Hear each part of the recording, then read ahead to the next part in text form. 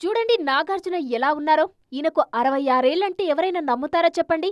మొన్న కూలీలో నాగ్ను చూశాక ఈయన దగ్గర వయసును దాచేసే టైం మిషన్ ఏదైనా ఉందేమో అనిపిస్తుంది. ఈ వయసులో ఈ రేంజ్ గ్లామర్ మెయింటైన్ చేయడం చిన్న విషయం కాదు.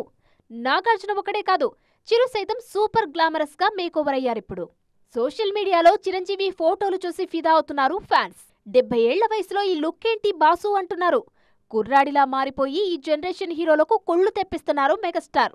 ఏజ్ ఈజ్ జస్ట్ నంబర్ అంటుంటారు కదా, అది చిరును చూస్తే నిజమే అనిపిస్తోంది.